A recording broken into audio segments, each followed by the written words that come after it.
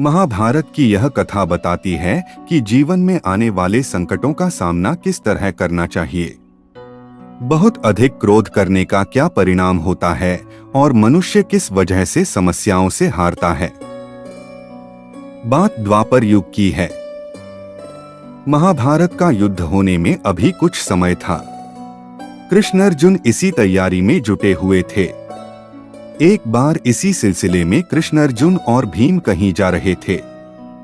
रास्ते में घना जंगल पड़ा और उसे पार करते करते रात हो गई।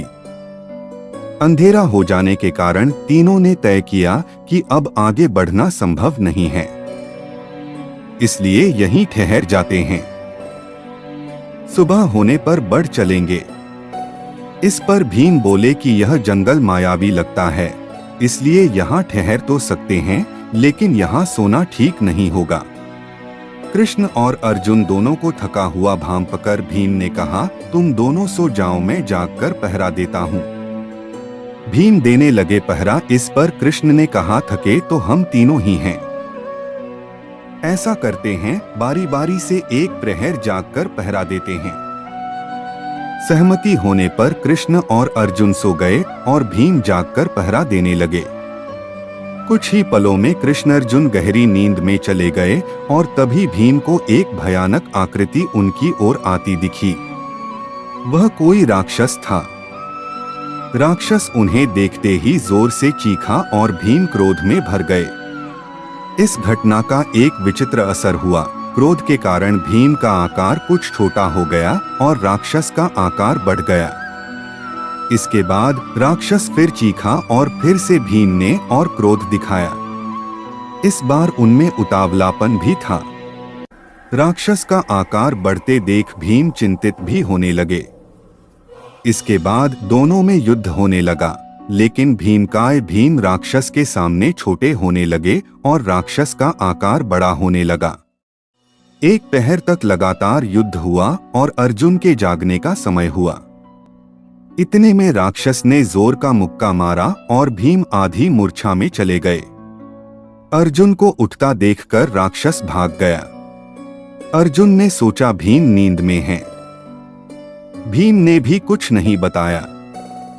अर्जुन उठकर पहरा देने लगे।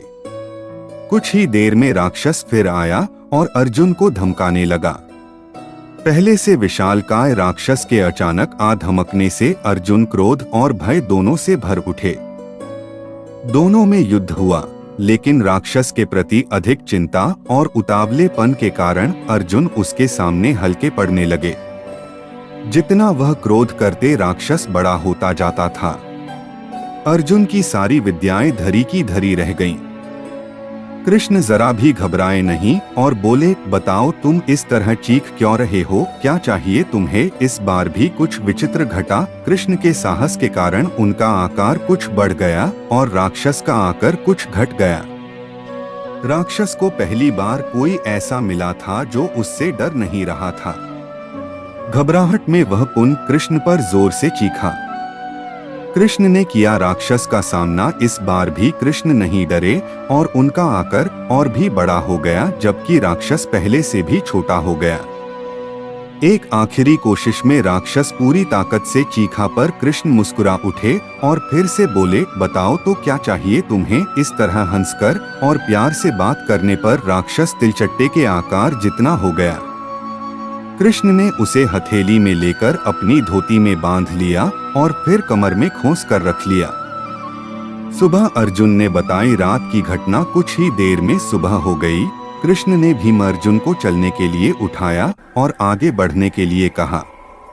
वे धीरे धीरे आगे बढ़ने लगे। इस पर अर्जुन ने संकोच करते हुए रात की पूरी घटना बताई। कृष्ण तो सब जानते ही थे। उन्होंने भीम की ओर देखा। लज्जित हुए भीम से कुछ कहते नहीं बन रहा था। इस पर कृष्ण ने मुस्कुराकर अपनी कमर में बंधे उसी राक्षस को निकाला और दिखाया। अर्जुन और भीम चौंक पड़े और कहा, यह तो वही राक्षस है। कृष्ण ने बताई राक्षस की असलियत। कृष्ण बोले, यह राक्षस नहीं, तुम दोनों के मन में घर बना चुका अनावश्यक क्रोध है। यह तुम्हारा उतावलापन भी है। जितना तुम क्रोध को बढ़ाओगे इसका आकार बढ़ता जाएगा। यह ताकतवर हो जाएगा। यह जीवन में आने वाली समस्या का भी प्रतीक है। जब जीवन में तुम किसी समस्या को लेकर उसका सामना करने से बचोगे तो वह ऐसे ही अनियंत्रित हो जाएगी और तुम्हें कमजोर बना देगी। मैंने सिर्फ हंसकर इसका सामना किया, क्रोध बिल्कुल नहीं किया। इसके कारण इसका आकार छोटा होता चला गया। इस कथा से मिलती है शिक्षा, यह राक्षस वाकई हमारे जीवन में आने वाली समस्याएं हैं। विपरीत स्थितियों का सामना करने के बजाय सिर्फ उनकी चिंता करने और उन पर क्रोध करने से स्थिति और गंभीर हो जाती है। लेकिन अगर हम इनका हंसकर सामना करते हैं तो यही समस्याएं धीरे धीरे छोटी होती चली जाती हैं और अंततः हम उन पर काबू पा लेते हैं। इस वीडियो में बस इतना ही। मिलते हैं अगली वीडियो में। जय श्री कृष्ण। ऐसी और इंटरेस्टेड वीडियो देखने के लिए हमारे HP सिंह YouTube चैनल को सब्सक्राइब करें।